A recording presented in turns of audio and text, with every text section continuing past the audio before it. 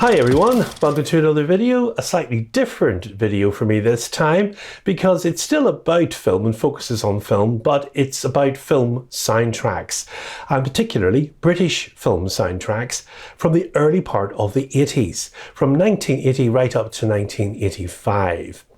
Now, in 1985, there was a release, which you can see here, called Filmtracks, and it celebrated British Film Year, which took place that year. And Filmtracks was a subsidiary of the London record label. And what it was a sampler from various soundtrack albums available for British film soundtracks. They were showcasing certain cues from the films, and they were all available as separate releases. Now, some films are quite large, like the Oscar-winning Gandhi and A Passage to India, and some were quite small, like The Honorary Consul and Water. So I'm going to take you through it now, cue by cue.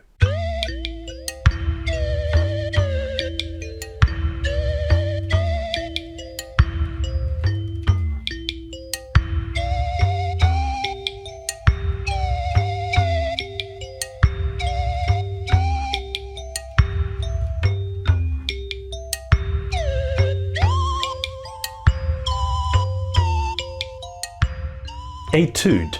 Now that was from Roland Joffe's The Killing Fields. It's the soundtrack to the film by Virgin multi-instrumentalist Mike Oldfield. Now this track that you're hearing is building layer by layer, as is his style. The Killing Fields tells the story of the journalist and his colleague Dith Pran in Phnom Penh during the incursion by the Khmer Rouge, and they tried to get him out of Cambodia under a press ID, but that failed, and it left his colleague trapped and subject to torture in the famous Killing Fields under the Pol Pot regime. He eventually did get him back to the US. Dr. Hein Essengor played Dith Pran in the film, and the brilliant Sam Waterston played Sidney Schanberg, the American journalist, who fought tirelessly to get him his freedom. It's a superb film and a great score for it by Mike Oldfield. And Roland Joffe also directed The Mission. And that is an equally brilliant score by Ennio Morricone. Morricone, of course, is a whole video in itself.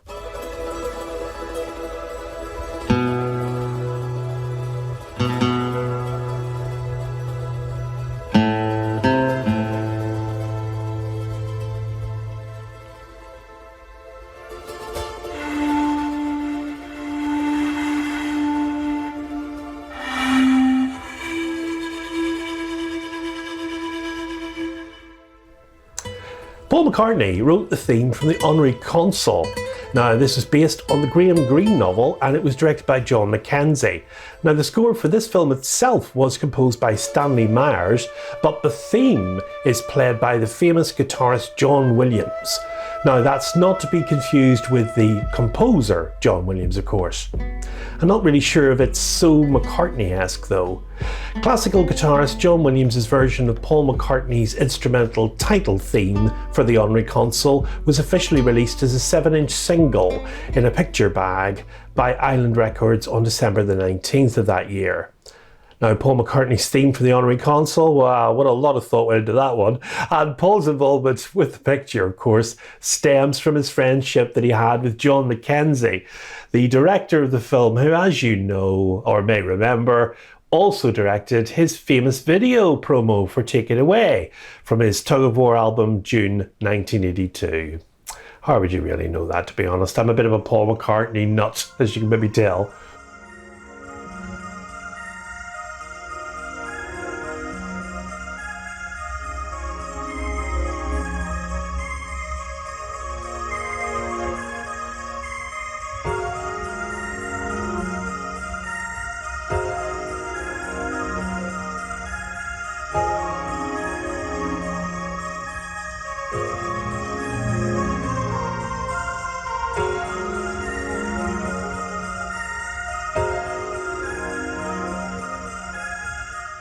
Merry Christmas, Mr. Lawrence from 1983 was directed by Nagisha Oshima and it starred David Bowie and Ryuichi Sakamoto. Now the music for this, of course, was composed by Ryuichi Sakamoto, and David Sylvian combined forces with Ryuichi Sakamoto in a vocal version of the theme called Forbidden Colours, and that did very well in the UK singles charts. And Nagisha Oshima had also directed the highly controversial In the Realm of the Senses in 1976, heavily censored because of its graphic sexual scenes. Oh, what a theme. The main title theme from Chariots of Fire, composed by Vangelis, of course, I'm not going to pronounce his full name, directed by Hugh Hudson and starring Ben Cross and Ian Charleson. It's the race of two British sprinters vying for gold medals at the Paris 1924 Olympics.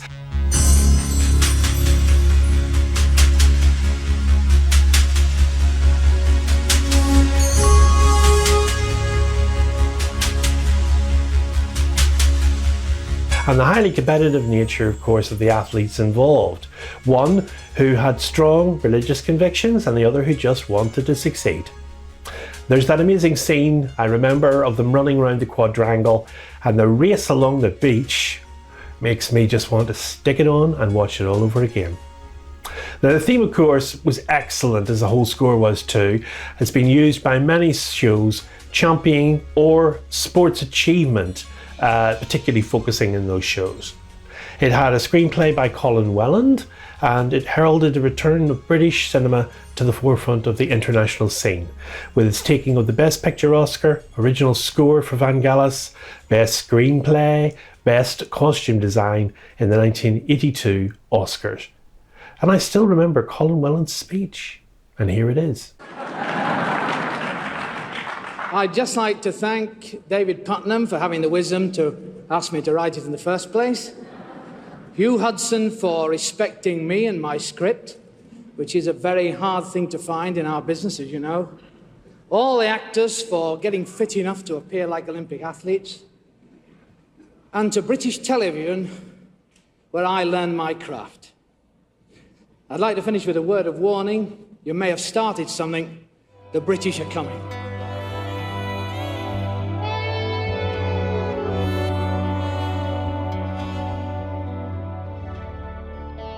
Going Home, the main theme from Local Hero, the excellent Bill Forsyth film which he wrote and directed, featuring Burt Lancaster and Peter Riegert, and of course Fulton Mackay from BBC TV's sitcom Porridge.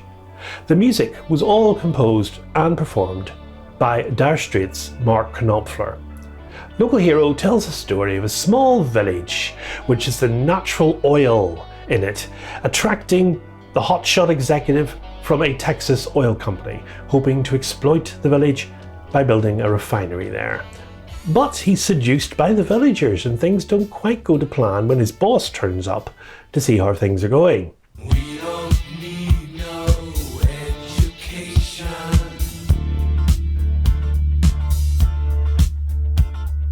We don't need no thought control.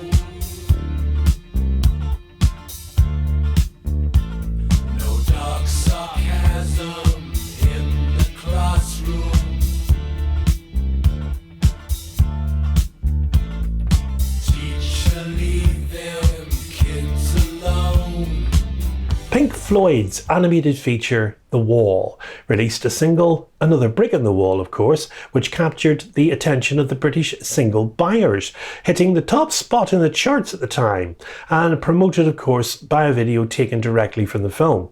Now, the animation, of course, was all drawn by Gerald Scarfe. He also did the animation for the title sequence for Yes Minister and Yes Prime Minister, and it was part 2, the single release, which is on the Filmtracks CD set.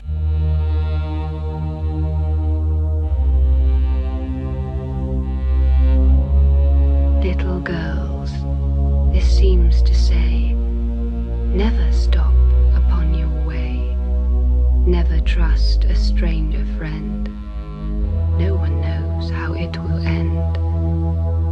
As you're pretty, so be wise, wolves may lurk in every guise. Now, as then, 'tis simple truth.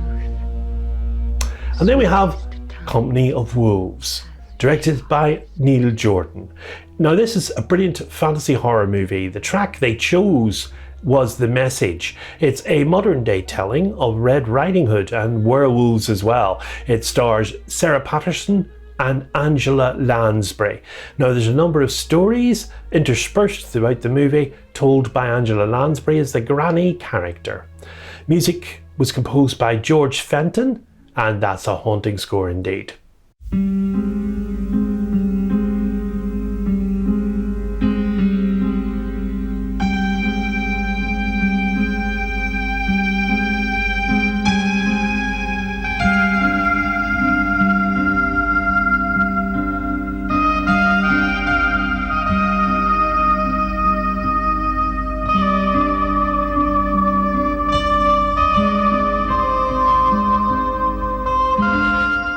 This is the main theme from Another Country. It starred Rupert Everett and a young Colin Firth, and of course equally young Cary Elwes. It's a story of public school boys and the particularly formative years, of course, of the homosexual spy Guy Burgess, played by Rupert Everett. He was a key figure in the Cambridge 5 spy ring of the 1930s and 40s. Now he eventually defected to Russia in 1951. Now the score itself is beautiful. It's composed by Michael Story and it's based on a stage play as well. The film is directed by Marek Kanewska.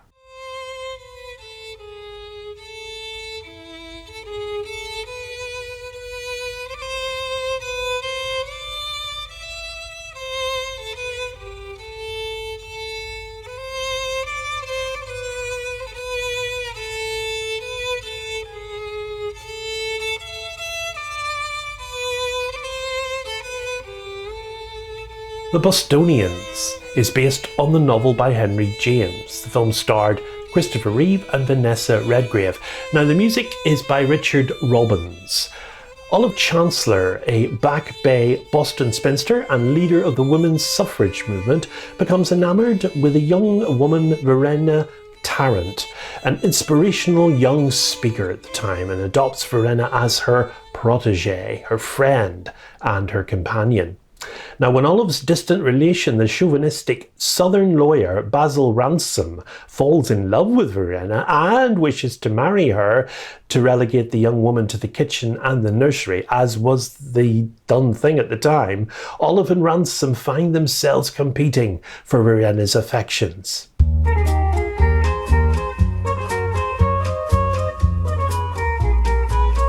Would you dance with a stranger on a night made for love?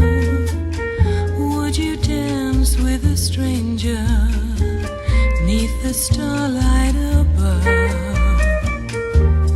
And in the shadows, far away from the crowd, in one sweet moment, would a kiss be allowed? This is the theme from Dance with a Stranger, called Would You Dance with a Stranger? The story of Ruth Ellis, the last woman to be hanged in Britain for the murder of David Blakely, played by Rupert Everett. The part of Ruth Ellis in the film was played by Miranda Richardson. Now the music score was composed by Richard Hartley, and the song of course is performed vocally by Mary Wilson, famous for her beehive hairdo. The director of the film was Mike Newell.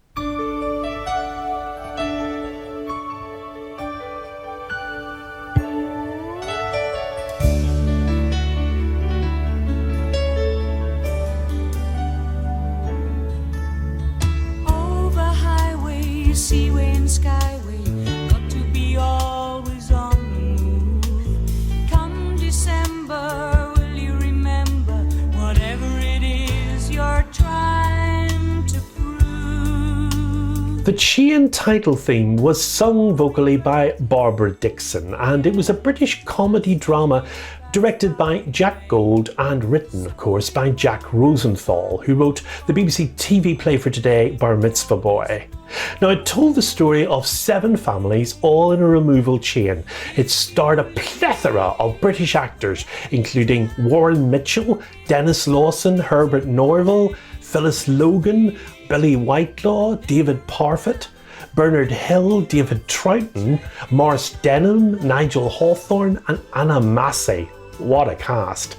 Amongst many others. Now, the incidental score was by Stanley Myers. Sadly, the film flopped at the box office.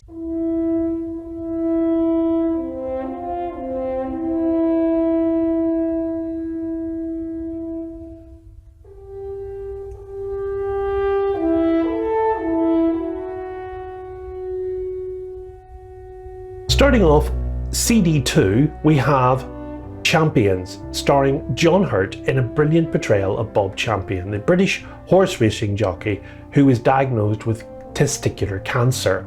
And of course, he recovered completely from that and went on to win the Grand National in 1981 on his horse Aldenite. It's got a beautiful score by Carl Davis, famous for his silent movie scores, of course, like Napoleon. Now, this film was directed by John Irwin. Now, incidentally, Bob Champion is still with us today. 74 he is. He was appointed Commander of the Order of the British Empire in 2021 for his services into cancer research. So there you go.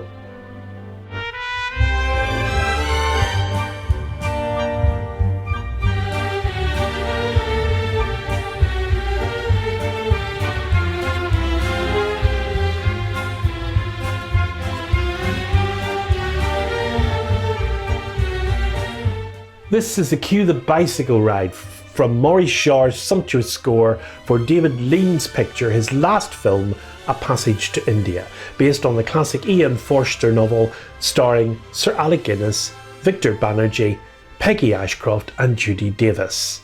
Now, this is one of my favourite David Lean movies and it has a wonderful score. The cue the bicycle rides from early on in the movie when the central protagonist cycles through the streets of the city. It's fantastic. And I've since bought the entire soundtrack on CD as well, as I just love Maurice Jarre's music.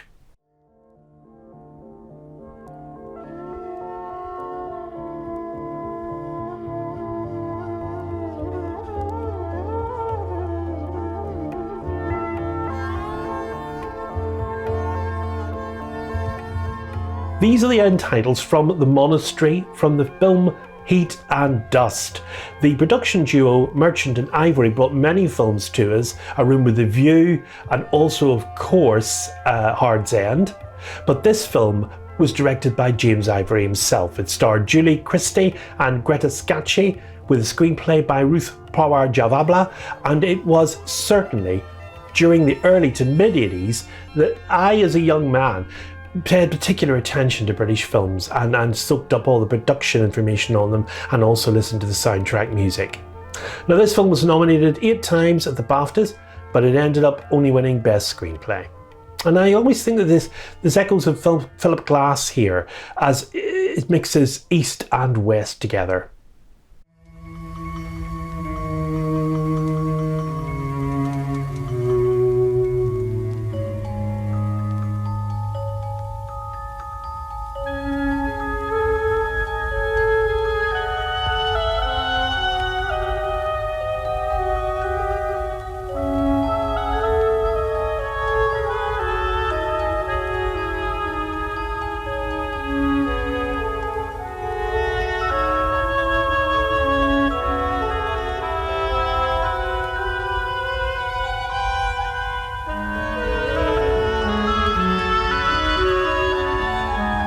The main theme from Another Time, Another Place. This film was set in Scotland during World War II and starred Phyllis Logan, who falls in love with a young prisoner of war, Luigi, played by Giovanni Moriello.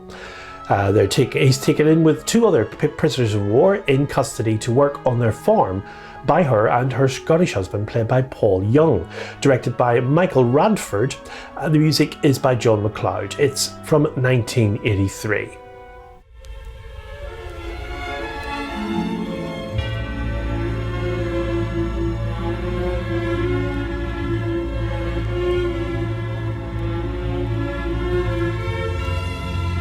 The main theme from The Dream, from Return of the Soldier, again starring Julie Christie and Alan Bates. Now, it's a 1982 drama film and, incidentally, the first film to get a PG certificate in the UK from the BBFC, directed by Alan Bridges and with a music score by Richard Rodney Bennett.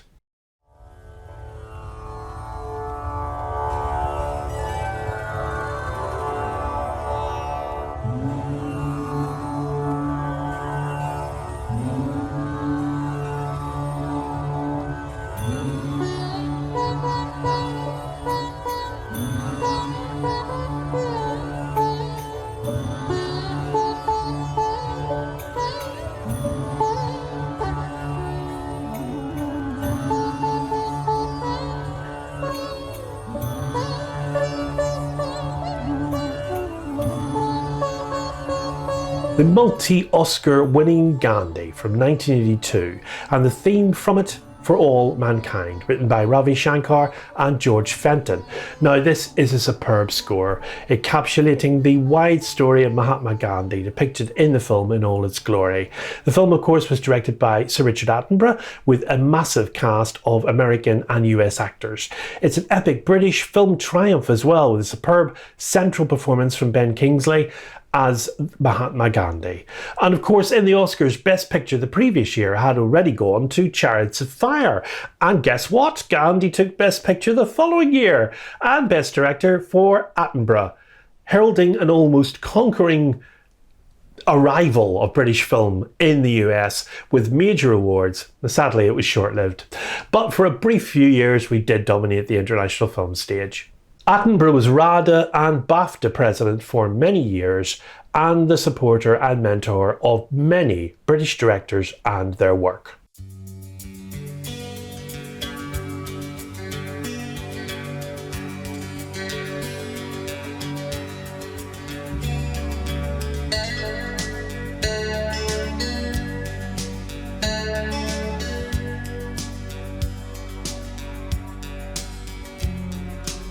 This is The Long Road and it's a theme from Cal. It's from Irish director Pat O'Connor. It stars John Lynch and Helen Mirren and it was set in Belfast during the Troubles. It stars her and John Lynch, who is a young member of the Provisional IRA. He's picked as the driver during the murder of a member of the RUC, that's the Royal Ulster Constabulary, at his home in front of his father, who is also shot. Cal is then conflicted when he realises that a librarian he likes, Marcella, is the widow of that murder victim, and he has a dilemma on his hands. It's a great film, and the music of course for it, again, is by Mark Knopfler. Cal is from 1984.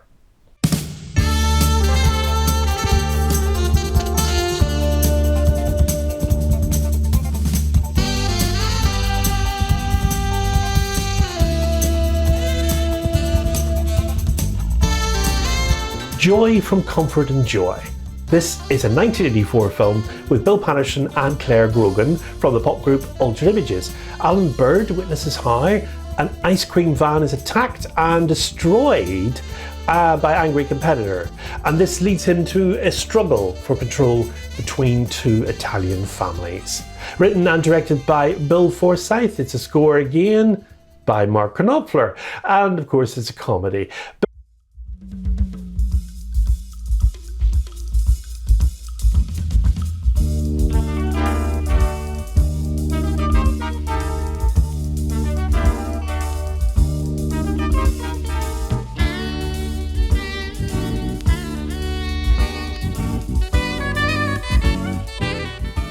Gregory's Girl with John Gordon Sinclair, again directed by Bill Forsyth and starring again Claire Grogan. Music is by Colin Tully and the film is from 1980.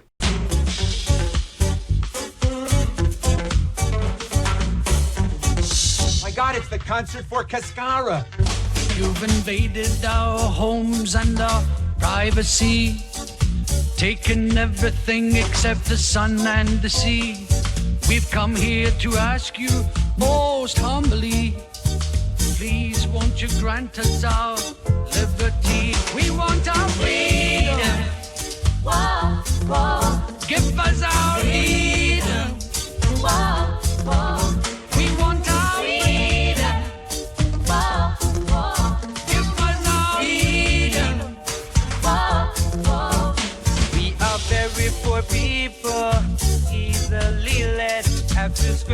our hands now to keep our babies fed. You bring in your soldiers with a gun at our head. The way things are going, we'd be better off dead. We want our freedom. Now we've got a little known one here called Water, a film starring Michael Caine and Billy Connolly. It tells the story of finding rare eau de table on a remote Caribbean island called Cascara. Now the water has properties to keep you regular, and it's sought after by governments and water companies alike. Now the film was scripted by Dick Clement and Nina Fernay of Porridge fame, and of course directed by Dick Clement. The title theme for the film, Freedom, is sung by Billy Connolly, but he has a fantastic backing up band, consisting of George Harrison, Ringo Starr, Eric Clapton and Eddie Grant, among others. And on side 2 of the soundtrack of the movie itself, we have Eddie Grant singing his debut hit, Living on the Front Line. The score was composed by Grant, Mike Moran, Eric Clapton and George Harrison. Now the film was produced by George Harrison's production company, but it was a complete box office flop. And if you recognise Mike Moran, that's because he'd previously teamed up with Lindsay DePaul to give us the 1977 UK Eurovision entry, Rock Bottom. And that, of course, was runner-up to the French winner, Marie Myriam, with Oiseau et l'Enfant. Now, Eurovision is a whole new video in itself, and I don't think I'll go there. Finally, Monty Python, of course, and their brilliant Life of Brian. And the song from it, of course, everybody knows and knows the words to, Always Look on the Bright Side of Life. The film was financed by George Harrison's production company, Handmade Films, and this film caused much controversy amongst British clergy with a very famous argument scene with Cleese and Palin and various luminaries of the day. Everyone knows the song really well. Now, this particular album, I got it off an eBay dealer a few months ago, and it might not play on some computers and laptops with a DV drive because, unfortunately, of the way it reads the disc, it's authored in a strange way, but it's okay in a CD and DVD player. Now, quite a few of these queues had full film soundtrack album releases, but some of them, like Champions Return of the Soldier, Another Time, Another Place, are really rare. Now, this may have whetted your appetite. If it has, it's selling now on Amazon. There's only one copy left though, and it's from a reseller, momox.co.uk. Their name's on the screen below. It's £16.72. I put the Amazon link in the description. It's the last copy, as I say, and there's also a cassette if you're interested in cassette for your car. $19.99 though, but it's really rare now, this album. And another thing I've been searching for as well is a double CD of Undermilk Wood, recorded some time ago. It had music and a host of British actors on it. Can't find that one anywhere on CD, unfortunately. But I did listen to that quite a lot. So there you have it. It's a bit of a trip down memory lane, and of just showing you how diverse British film music was, even through a 5-year period in the 80s, and the music scores were fantastic. I hope you find this video interesting. If you like this video, please comment, as I was thinking of looking at a few more of my soundtrack scores, some of them quite interesting. But until next time, from me, it's goodbye, and above all, this time, good listening.